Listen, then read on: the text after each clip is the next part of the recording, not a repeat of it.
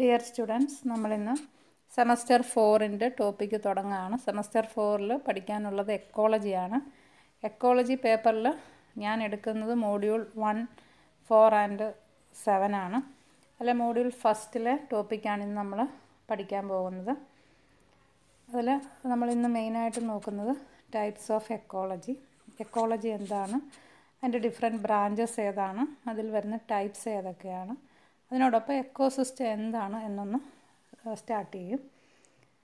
അപ്പം എക്കോളജി നമുക്കറിയാം, living organism, അതിൻ്റെ എൻവയോൺമെൻറ്റ്, അത് തമ്മിലുള്ള ആ ഒരു റിലേഷൻഷിപ്പിനെ സൂചിപ്പിക്കുന്ന വേർഡാണ് എക്കോളജി എന്ന് പറഞ്ഞാൽ. അപ്പോൾ ecology it is a word that relates living organism with its environment, with its surrounding. Living ഓർഗാനിസവും അതിൻ്റെ ചുറ്റുപാടും, ആ ഒരു കൺസെപ്റ്റാണ് എക്കോളജിയിൽ വരുന്നത്. എക്കോളജി എന്നുള്ള ടേം ആദ്യമായിട്ട് കൊണ്ടുവന്നത് ഏണസ്റ്റ് ഹെക്കൽ എന്ന് പറയുന്ന സയൻറ്റിസ്റ്റാണ്. എക്കോളജി ഓയിക്കോളജി എന്ന് പറയുന്ന വാക്കുമായിട്ട് റിലേറ്റഡ് ആണ്. ഓയിക്കോളജി എന്ന് പറയുന്നത് it is a Greek word. അത് 2 ഗ്രീക്ക് പദങ്ങൾ ചേർന്നുണ്ടായ ഒരു പദമാണ്. Oikos meaning house and logos meaning study. അപ്പോൾ ഓയിക്കോളജി എന്നുള്ള ഗ്രീക്ക് പദത്തിൽ നിന്നാണ് എക്കോളജി എന്ന് പറയുന്ന ഇംഗ്ലീഷ് വേർഡ് ഉണ്ടായത്. ആ വേർഡ് ആദ്യമായിട്ട് യൂസ് ചെയ്തത് ഏണസ്റ്റ് ഹെക്കൽ എന്നുള്ള ബയോളജിസ്റ്റാണ്. ഏണസ്റ്റ് ഹെക്കൽ എക്കോളജിയെ ഡിഫൈൻ ചെയ്തേക്കുന്നത് it is the total relationship of animal to its organic and inorganic environment. ഒരു ഓർഗാനിസത്തിന്, ഒരു ആനിമലിന് തൻ്റെ ഓർഗാനിക് ഇൻഓർഗാനിക് എൻവയോൺമെൻറ്റുമായിട്ടുള്ള ബന്ധം, അതിനെയാണ് നമ്മൾ ഇക്കോളജി എന്നുള്ള ടേം കൊണ്ട് ഡിഫൈൻ ചെയ്യുന്നത്. അപ്പം ഈ ഒരു ഡെഫിനിഷൻ ഹെക്കലിൻ്റെ ഡെഫിനിഷനാണ്. അപ്പോൾ it is the relationship of an animal to its organic and inorganic environment. Organic environment എന്ന് പറയുമ്പോൾ മറ്റുള്ള ഓർഗാനിസംസ് ആണ് അതിൽ വരുന്നത്. മറ്റുള്ള ഓർഗാനിസംസ് അല്ലെങ്കിൽ മറ്റുള്ള സഹജീവികൾ, അതുമായിട്ട് ഈ ഒരു ഓർഗാനിസം എങ്ങനെ റിലേറ്റഡ് ആണ്.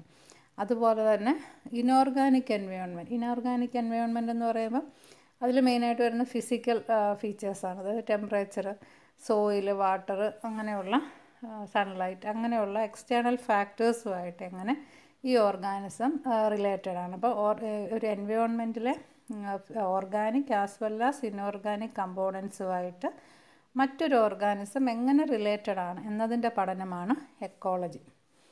ഓഡം, യുജീൻ പി ഓഡം എന്ന് പറയുന്ന ഒരു ഫേമസ് ബയോളജിസ്റ്റാണ്. അപ്പോൾ അദ്ദേഹം ഒത്തിരിയേറെ എക്കോളജിക്കൽ ബുക്കുകൾ എഴുതിയിട്ടുള്ള ആളാണ്. അപ്പോൾ യുജീൻ ഓഡം എക്കോളജിയെ ഡിഫൈൻ ചെയ്തേക്കുന്നത് it is the study of structure and function of nature. നേച്ചറിൻ്റെ സ്ട്രക്ചറിൻ്റെയും ഫങ്ഷൻ്റെയും പഠനമാണ് എക്കോളജി എന്നാണ് ഓഡം ഡിഫൈൻ ചെയ്തേക്കുന്നത്. അപ്പോൾ Odum defined ecology as the study of structure and function of nature. നേച്ചറിൻ്റെ structure as well as function, അതിനെ ഡീൽ ചെയ്യുന്ന ബ്രാഞ്ചാണ് ഇക്കോളജി എന്നാണ് യുജീൻ പി ഓഡം എക്കോളജിയെ ഡിഫൈൻ ചെയ്തേക്കുന്നത്. Next is branches of ecology. എക്കോളജിയിൽ മെയിനായിട്ട് 2 ബ്രാഞ്ചാണുള്ളത്, ഓട്ടിക്കോളജി ആൻഡ് സൈനിക്കോളജി. ഓട്ടിക്കോളജി എന്ന് പറയുമ്പോൾ it is the study of individual organisms or individual species in relation to the environment. അപ്പം ഒരു ഇൻഡിവിജ്വലിനെ നമ്മൾ നോക്കുകയാണ്, അല്ലെങ്കിൽ ഒരു ഇൻഡിവിജ്വൽ സ്പീഷീസിനെ നമ്മൾ നോക്കുകയാണെങ്കിൽ അതെങ്ങനെ എൻവയോൺമെൻറ്റുമായിട്ട് റിലേറ്റ് ചെയ്തിരിക്കുന്നു, അതിൻ്റെ പഠനമാണ് ഓട്ടിക്കോളജി. ഫോർ എക്സാമ്പിൾ, ഇപ്പം നമ്മുടെ ഒരു മോസ്കിറ്റോ സ്പീഷീസ്, അല്ലെങ്കിൽ ഒരു മങ്കി, അല്ലെങ്കിൽ ഡീർ, ഏതെങ്കിലും ഒരു സ്പീഷീസിനെ നമ്മൾ കൺസിഡർ ചെയ്തിട്ട് ആ സ്പീഷീസ് എങ്ങനെ എൻവയോൺമെൻറ്റുമായിട്ട് റിലേറ്റ് ചെയ്തേക്കുന്നു. അല്ലെങ്കിൽ ഒരു മങ്കി, ഒരു മങ്കിയുടെ സ്പീഷീസ് മൊത്തം നോക്കുന്നില്ല, ഒരു മങ്കി എങ്ങനെ ഒരു എൻവയോൺമെൻറ്റുമായിട്ട്, അയാളുടെ ഏതെല്ലാം ആക്ടിവിറ്റീസിൽ അയാൾ എൻവയോൺമെൻറ്റുമായിട്ട് ഇൻട്രാക്ട് ചെയ്യുന്നു, ആ പഠനമാണ് ഓട്ടിക്കോളജി എന്ന് പറയുന്നത്.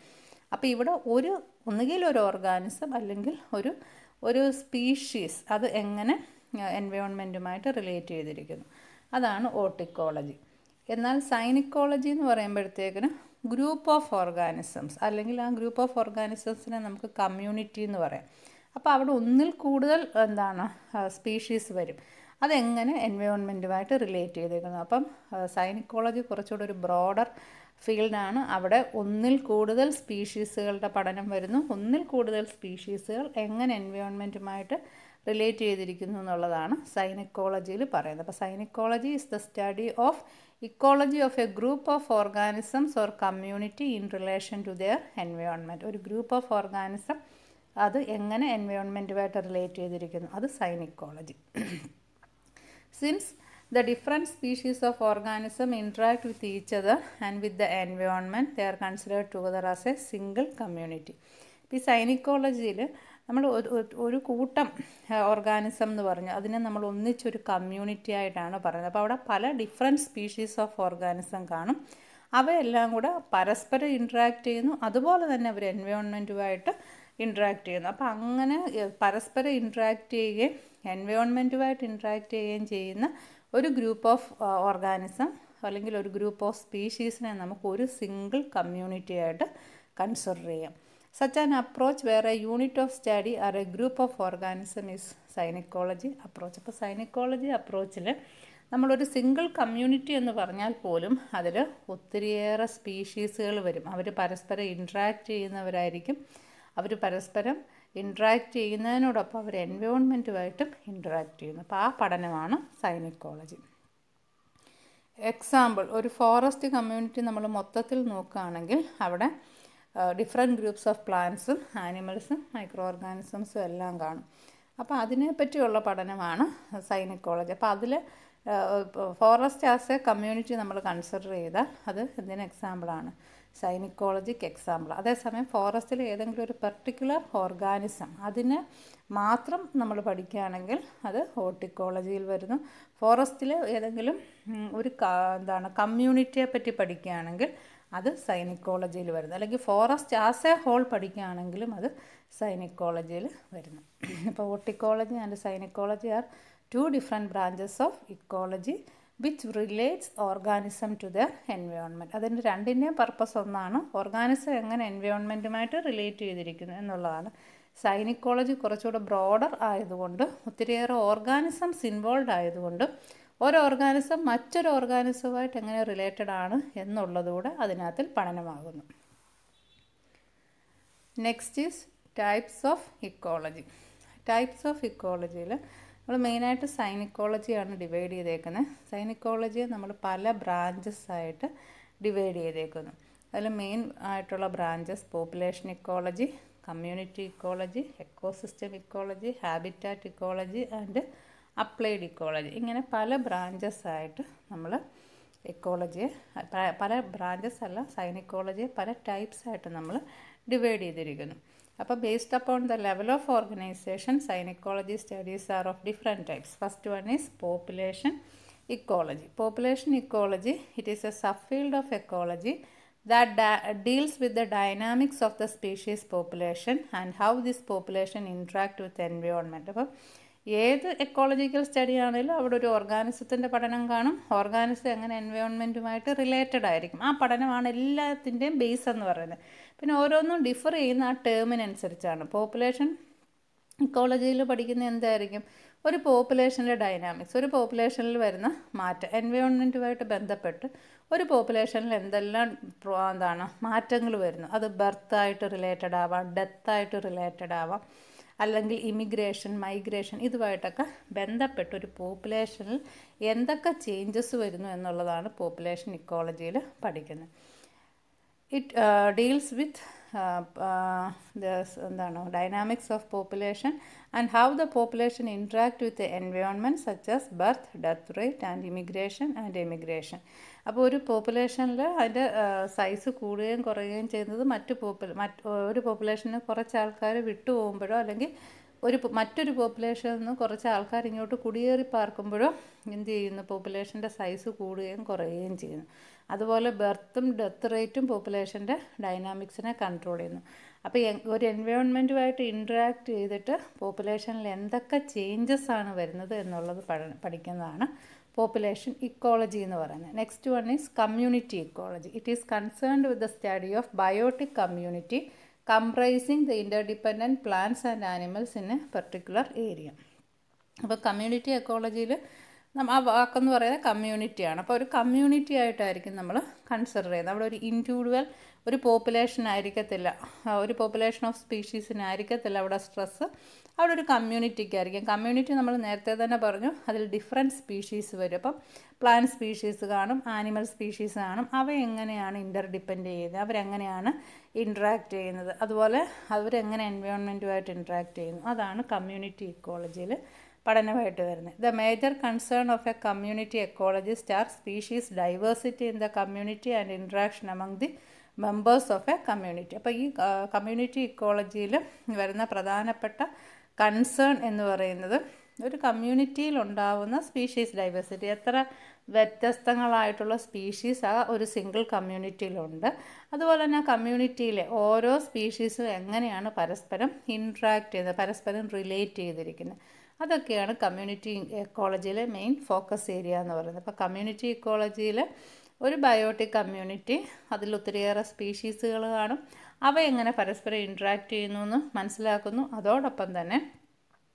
അതിൽ എത്രത്തോളം സ്പീഷീസ് ഡൈവേഴ്സിറ്റി ഉണ്ട്, എത്രത്തോളം സ്പീഷീസുകൾ വ്യത്യസ്തങ്ങളായിട്ടുള്ള എത്രത്തോളം മെമ്പേഴ്സ് അതിനകത്തിലുണ്ട്, അതുപോലെ ആ മെമ്പേഴ്സിൻ്റെ ഇൻട്രാക്ഷൻ എത്രത്തോളം വരുന്നു, അതാണ് കമ്മ്യൂണിറ്റി എക്കോളജിയിലെ പഠന വിഷയം എന്ന് പറയുന്നത്.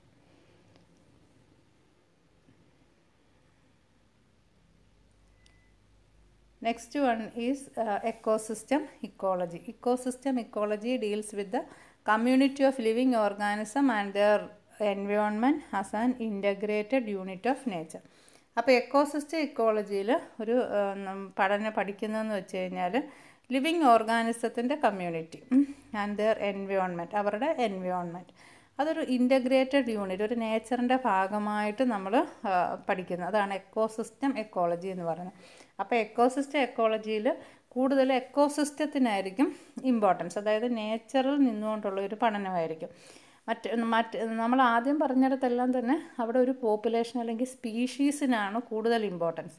എക്കോസിസ്റ്റം ഇക്കോളജി വരുമ്പോഴത്തേക്കിന് സ്പീഷീസിനൊപ്പം തന്നെ നേച്ചറിന് ഒരു പ്രാധാന്യമുണ്ട്. അതായത് അതിൻ്റെ ആവാസ വ്യവസ്ഥയ്ക്ക് ഉള്ളിൽ നിന്നുകൊണ്ടായിരിക്കും നമ്മൾ അതിനകത്തിലെ ഓരോ സ്പീഷീസുകളെ അല്ലെങ്കിൽ കമ്മ്യൂണിറ്റിയെ പഠിക്കുന്നത്.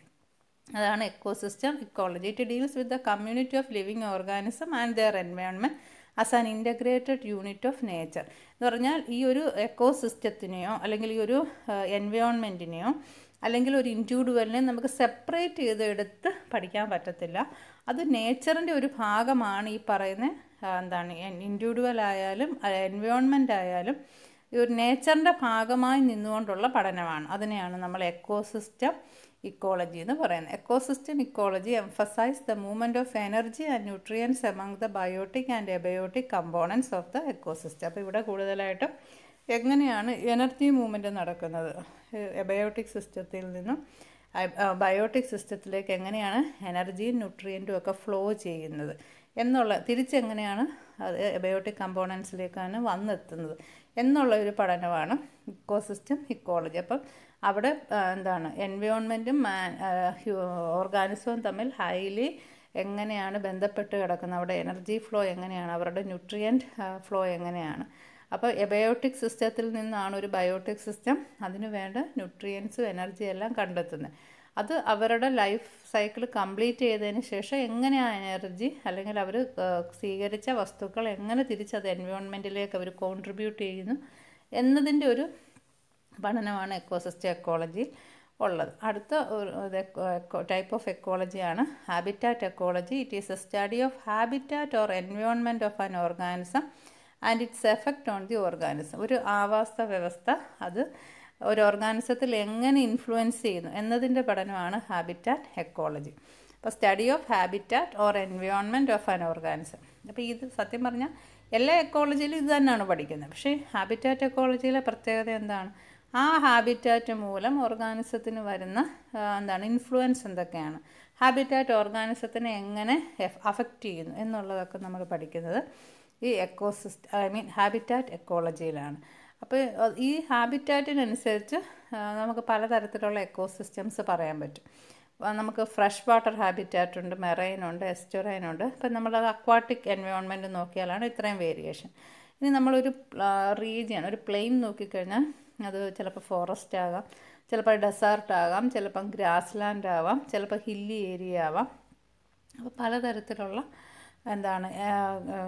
ലാൻഡ് മാസുകളുണ്ട്. അപ്പം ഈ ലാൻഡ് മാസുകൾ ഉള്ള വേരിയേഷൻസ്, ഇതെല്ലാം ഇതെല്ലാം ഓരോരോ ഹാബിറ്റാറ്റിനെ ഉൾക്കൊള്ളുന്ന പ്രദേശങ്ങളാണ്. അപ്പം ഇതെല്ലാം ഹാബിറ്റാറ്റ് എക്കോളജിയിൽ വരും. അപ്പോൾ മെറൈൻ ഹാബിറ്റാറ്റ് അല്ലെങ്കിൽ എസ്റ്റോറൈൻ അങ്ങനെ. അപ്പോൾ അതിനനുസരിച്ച് ആ എക്കോളജിയിൽ വേരിയേഷൻ ഉണ്ടാവും. അതായത് അതിൻ്റെ ഹാബിറ്റാറ്റ് ഏതാണോ അതിനനുസരിച്ച് ഡിഫറെൻറ്റ് ടൈപ്സ് ഓഫ് എക്കോളജി വരും. Fresh water ecology, marine ecology, grassland ecology, forest ecology, desert ecology etcetera. അപ്പോൾ എവിടെയാണ് ഒരു ഓർഗാനിസം ജീവിക്കുന്നത് അതിനനുസരിച്ച് ഹാബിറ്റാറ്റിൽ അല്ലെങ്കിൽ ആ ഒരു പഠന മേഖലയിൽ അതിനനുസരിച്ചുള്ള വേരിയേഷൻസ് വരും. അപ്പം ഹാബിറ്റാറ്റിനനുസരിച്ച് എക്കോളജി നമ്മളത് ചേർത്ത് പറയുന്നു.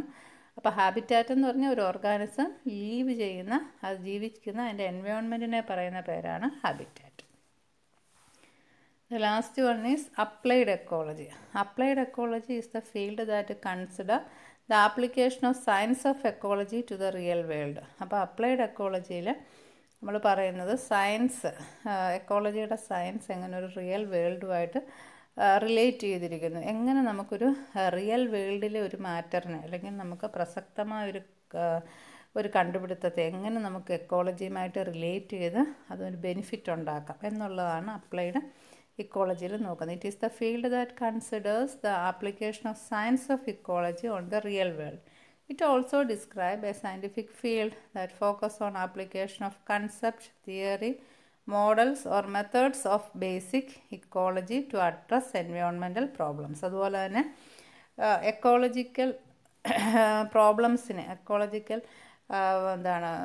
പ്രശ്നങ്ങളെയൊക്കെ അഡ്രസ്സ് ചെയ്യാനായിട്ട് നമുക്ക് ഈ അപ്ലൈഡ് എക്കോളജിയിൽ ഓരോ കൺസെപ്റ്റുകൾ അല്ലെങ്കിൽ തിയറി, മോഡൽസൊക്കെ നമുക്ക് ഉപയോഗിക്കാനായിട്ട് പറ്റും. അപ്പം നേരത്തെ തന്നെ സയൻറ്റിഫിക് റിസർച്ചിലുള്ള അല്ലെങ്കിൽ സയൻറ്റിഫിക് ഫീൽഡിലുള്ള ഓരോ തിയറി അല്ലെങ്കിൽ മോഡൽസ് അല്ലെങ്കിൽ കൺസെപ്റ്റ് അതൊക്കെ ഉപയോഗിച്ചുകൊണ്ട് ഈ എൻവയോൺമെൻറ്റിലുള്ള പ്രോബ്ലംസിനെ എങ്ങനെ നമുക്ക് അഭിമുഖീകരിക്കാൻ പറ്റും അല്ലെങ്കിൽ അതിനെ ദൂലീകരിക്കാൻ പറ്റും എന്നുള്ളത് അപ്ലൈഡ് എക്കോളജിയിൽ പഠനമാക്കുന്നു. അപ്പോൾ അതിനൊരു എക്സാമ്പിൾ പറഞ്ഞേക്കുന്നത്, one example for this applied ecology is the applied എക്കോളജിയിൽ വരുന്ന ഒരു എക്സാമ്പിൾ എന്ന് പറഞ്ഞാൽ is the saving of critically endangered species from extinction using cloning technologies. അപ്പോൾ ക്ലോണിങ് ടെക്നോളജീസ് ഒക്കെ ഉപയോഗിച്ചുകൊണ്ട് നമുക്ക് എങ്ങനെ ഒരു എക്സ്റ്റിൻ്റ് ആയിട്ടുള്ള ഒരു സ്പീഷീസിൻ്റെ എങ്ങനെ അതിൻ്റെ എക്സ്റ്റിൻഷൻ ഒന്നുകിൽ തടയാം അല്ലെങ്കിൽ അതിനെ റിന്യൂ ചെയ്ത് കൊണ്ടുവരാം എന്നൊക്കെയുള്ളത് നമ്മൾ ഈ അപ്ലൈഡ് എക്കോളജിയുടെ ഭാഗമായിട്ടാണ് പറയുന്നത്. അപ്പോൾ അപ്ലൈഡ് എക്കോളജിയിൽ ഒരു എൻഡേഞ്ചേർഡ് സ്പീഷീസിനെ എങ്ങനെ നമുക്ക് അതിൻ്റെ ഒരു എക്സ്റ്റിൻഷൻ തടയാനായിട്ട് ഇപ്പോൾ നിലവിലുള്ള സയൻറ്റിഫിക് ടെക്നോളജീസ് ഉപയോഗിച്ച് നമുക്ക് അവരുടെ പോപ്പുലേഷൻ ഇൻക്രീസ് ചെയ്യാം. അതിൻ്റെ എക്സാമ്പിളാണ് ഇപ്പോൾ ക്ലോണിങ്. നമുക്കറിയാം ക്ലോണിങ് ജനറ്റിക് എഞ്ചിനീയറിംഗ് ടെക്നിക്കാണ്. അപ്പോൾ ഒരു എൻഡേഞ്ചേർഡ് ആയിക്കൊണ്ടിരിക്കുന്ന ഒരു സ്പീഷീസ്, ഫോർ എക്സാമ്പിൾ ഇപ്പം എൻഡേഞ്ചേർഡ് ആയിട്ടുള്ള ഒരു സ്പീഷീസായിട്ട് നമുക്ക് ലൈൻ ടൈൽഡ് മക്കാക്ക് അല്ലെങ്കിൽ മറ്റേതെങ്കിലും ഒരു എൻഡേഞ്ചേർഡ് സ്പീഷീസ്, ഇപ്പോൾ പാൻഡ, ഗ്രേറ്റ് പാൻഡ. അപ്പം അവരുടെ സ്പീഷീസിൻ്റെ എണ്ണം വളരെ കുറവാണ്. അവർ ക്രിട്ടിക്കലി എൻഡേഞ്ചേർഡ് ഗ്രൂപ്പിലേക്ക് പൊയ്ക്കൊണ്ടിരിക്കുകയാണ്. ഇനി ഒരു 10-20 സ്പീഷീസേ ഉള്ളൂ എങ്കിൽ നമുക്ക് അവരുടെ പോപ്പുലേഷൻ റീഗെയിൻ ചെയ്യാനായിട്ട്, നശിച്ചുകൊണ്ടിരിക്കുന്ന അവരുടെ എണ്ണം വളരെ കൂട്ടാനായിട്ട് നമുക്ക് ക്ലോണിങ് പ്രാക്ടീസ് ചെയ്യാം. അപ്പോൾ അങ്ങനെ ക്ലോണിങ് പ്രാക്ടീസ് ചെയ്യുന്നത് വഴി അവർക്ക് അവരുടെ പോപ്പുലേഷൻ ഗണ്യമായിട്ട് നമുക്ക് വർദ്ധിപ്പിക്കാൻ പറ്റുന്നു. ഇതൊക്കെ ഒരു അപ്ലൈഡ് എക്കോളജിയിൽ വരുന്നത്. അതായത് ഓൾറെഡി എക്സിസ്റ്റിംഗ് ആയിട്ടുള്ള സയൻറ്റിഫിക് ഫീൽഡുകളിൽ നിന്നുമുള്ള റിസോഴ്സസ് ഉപയോഗിച്ച് നമ്മൾ എൻവയോൺമെൻറ്റിലെ പ്രോബ്ലംസിനെ അഡ്രസ്സ് ചെയ്യുന്നു, അതിനെ നമ്മൾ സൊല്യൂഷൻ കണ്ടെത്തുന്നു. അതിനെയാണ് നമ്മൾ അപ്ലൈഡ് എക്കോളജി എന്ന് പറയുന്നത്. ഇപ്പോൾ it is the application of science of ecology to the real world. So ഇത്രയാണ് ടൈപ്സ് ഓഫ് ഇക്കോളജിയിൽ മെയിനായിട്ട് വരുന്നത്. ഇനി നമുക്ക് ലാസ്റ്റ് എക്കോസിസ്റ്റം എന്താണെന്നൂടെ ഒന്ന് ജസ്റ്റ് പറഞ്ഞിട്ട് ഈ ക്ലാസ് അവസാനിപ്പിക്കാം. എക്കോസിസ്റ്റം എന്ന് പറഞ്ഞു കഴിഞ്ഞാൽ it is a dynamic system that include both living things and non living things which interact with each other to form a functional unit of nature. അപ്പോൾ അതൊരു dynamic സിസ്റ്റമാണ്, ഒരു എവർ ചേഞ്ചിങ് സിസ്റ്റമാണ്. അതിൽ ലിവിങ് തിങ്സും ഉണ്ട്, നോൺ ലിവിങ് തിങ്സും ഉണ്ട്. അപ്പോൾ പരസ്പരം ഇൻട്രാക്ട് ചെയ്യുന്നതാണ്. എന്നിട്ട് അതൊരു ഫങ്ഷണൽ യൂണിറ്റായിട്ട്, ഒരു നേച്ചറിൻ്റെ ഫങ്ഷണൽ യൂണിറ്റായിട്ട് വരുന്ന ഒരു പാർട്ടിനെയാണ് നമ്മൾ എക്കോസിസ്റ്റം എന്ന് പറയുന്നത്. എക്കോസിസ്റ്റത്തിൽ ബയോട്ടിക് കമ്പോണൻസും ഉണ്ട്, എബയോട്ടിക് കമ്പോണൻസും ഉണ്ട്. അപ്പോൾ എക്കോസിസ്റ്റം എന്ന് പറയുമ്പോൾ നമുക്ക് എന്തിനെയൊക്കെ എക്കോസിസ്റ്റം എന്ന് വിളിക്കാം. അതിൻ്റെ സൈസ്, അതിൻ്റെ കോംപ്ലക്സിറ്റിയൊക്കെ അതിന് പല പല എക്കോസിസ്റ്റത്തിന് പല പല രീതിയിലായിരിക്കും. അപ്പോൾ ചെറിയ എക്കോസിസ്റ്റം തൊട്ട് ഭയങ്കരമായിട്ടുള്ളൊരു മെറൈൻ എക്കോസിസ്റ്റം, അതൊരു വലിയ എക്കോസിസ്റ്റമാണ്. അപ്പം ഒരു തീരെ കുഞ്ഞൻ എക്കോസിസ്റ്റം തൊട്ട് ഒരു വലിയ എക്കോസിസ്റ്റം വരെ നമുക്ക് ഡിഫൈൻ ചെയ്യാൻ പറ്റും. പക്ഷേ അതിൻ്റെ സൈസും കോംപ്ലക്സിറ്റിയൊക്കെ വളരെ വേരിയിങ് ആയിരിക്കും. ഇപ്പം അതിനൊരു എക്സാമ്പിൾ പറഞ്ഞേക്കുന്നതെന്ന് വെച്ചാൽ, organism living in association with a rotten log may be consider as A relatively small ecosystem. അതായത് നമ്മൾ ഒരു അഴുകുന്ന ഒരു തടിക്കഷ്ണം, അതൊരു എക്കോസിസ്റ്റമാണ്.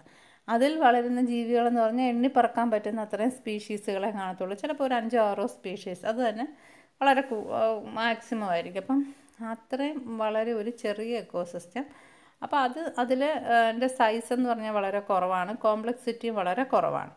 എന്നാൽ ഒരു ലാർജ് എക്കോസിസ്റ്റം, ഫോർ എക്സാമ്പിൾ ഒരു കോറൽ എക്കോസിസ്റ്റം, കോറൽ റീഫ്, അതിൽ ജീവിക്കുന്ന ജീവികൾ, അതിൽ തന്നെ ഫിഷുകൾ തന്നെ ചിലപ്പം 100-ൽ കൂടുതൽ സ്പീഷീസ് കാണും. പിന്നെ അതുപോലെ മറ്റുള്ള മൈക്രോബ്സ്. അപ്പം അവരെല്ലാം കൂടെ കൂട്ടി വരുമ്പോൾ ചിലപ്പം ഒരു 10,000-ഓളം സ്പീഷീസ് ഓഫ് ഓർഗാനിസം നമുക്കൊരു കോറൽ എക്കോസിസ്റ്റത്തിൽ തന്നെ കണ്ടെത്താനായിട്ട് പറ്റും.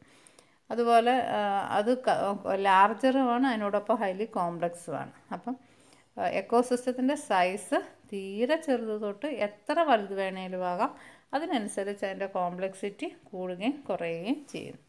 അപ്പം എക്കോസിസ്റ്റം എന്ന് പറഞ്ഞു കഴിഞ്ഞാൽ ഒരു ഓർഗാനിസം, ഒരു എൻവയോൺമെൻറ്റ്, ആ എൻവയോൺമെൻറ്റിലെ living and non living organism അവരെങ്ങനെ അങ്ങോട്ടും ഇങ്ങോട്ടും പരസ്പരം ഇൻട്രാക്ട് ചെയ്തൊരു ഫങ്ഷണൽ യൂണിറ്റ് ഫോം ചെയ്യുന്നു.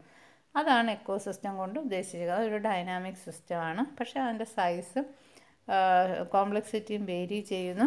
അതിന് ഏറ്റവും ചെറിയൊരു എക്കോസിസ്റ്റം തൊട്ട് ഏറ്റവും ഒരു വലിയ എക്കോസിസ്റ്റം വരെ നമുക്ക് എക്സാമ്പിളായിട്ട് പറയാൻ പറ്റുന്നതാണ്. ഇപ്പോൾ ഒരു ട്രീ എടുത്താൽ ആ ട്രീ ഒരു എക്കോസിസ്റ്റമാണ്. ആ ട്രീയിൽ ഒത്തിരിയേറെ പക്ഷികൾ കൂടുകൂട്ടി വളരുന്നുണ്ടാവും. അല്ലെങ്കിൽ ആ ട്രീയിൽ തന്നെ ഒത്തിരിയേറെ ഇൻസെക്റ്റുകളുണ്ടാവും. ആ ഇൻസെക്റ്റ് തിന്നാൻ വരുന്ന വലിയ വലിയ പ്രെഡേറ്റേഴ്സ് ആയിട്ടുള്ള ബേർഡ്സ് ഉണ്ടാവും. അതുപോലെ തന്നെ മൈക്രോ ഓർഗാനിസംസ് ഉണ്ടാവും. ഈ പ്ലാന്റുമായിട്ട് അസോസിയേറ്റ് ചെയ്ത് ജീവിക്കുന്ന മറ്റ് ആൽഗെ അല്ലെങ്കിൽ ഫംഗെ കാണും. അങ്ങനെ ഒത്തിരിയേറെ വലിയൊരു എക്കോസിസ്റ്റം. നമുക്കൊരു പ്ലാന്റ്, ഒരു വലിയ ട്രീ എടുത്താൽ തന്നെ, ഒരു ഫോറസ്റ്റ് എക്കോസിസ്റ്റത്തിൽ ഒരു ട്രീയെ തന്നെ നമുക്ക് വേണമെങ്കിൽ ഒരു എക്കോസിസ്റ്റമായിട്ട് കൺസിഡർ ചെയ്യാം. അപ്പോൾ ഒരു എക്കോസിസ്റ്റം എന്ന് പറഞ്ഞു കഴിഞ്ഞാൽ ഒരു ആവാസ വ്യവസ്ഥയാണ്. മറ്റ് ജീവജാലങ്ങൾക്ക് ജീവിക്കാനായിട്ടുള്ളൊരു സാഹചര്യം ഒരുക്കുന്ന ആവാസ വ്യവസ്ഥയും നമുക്കൊരു എക്കോസിസ്റ്റം എന്ന് പറയാം. അപ്പോൾ ഒരു എക്കോസിസ്റ്റത്തിൻ്റെ സൈസ് ഒരിക്കലും നമുക്ക് പ്രീ ഡിഫൈൻ ചെയ്യാൻ ഒക്കത്തില്ല. അത് ഡൈനാമിക്കാണ്. അത് എപ്പോഴും വേരി ചെയ്തുകൊണ്ടേ ഇരിക്കും. അപ്പം എക്കോസിസ്റ്റം നമ്മളൊന്ന് ജസ്റ്റ് സ്റ്റാർട്ട് ചെയ്തിട്ടേ ഉള്ളൂ. നമുക്ക് എക്കോസിസ്റ്റത്തിൻ്റെ ക്ലാസിഫിക്കേഷനൊക്കെ പഠിക്കേണ്ടതായിട്ടുണ്ട്. അത് നമുക്ക് അടുത്ത ക്ലാസ്സിൽ പഠിക്കാം. അപ്പം ഓക്കെ, അപ്പോൾ ഇന്നത്തെ ക്ലാസ് ഇത്രയേ ഉള്ളൂ. Thank you.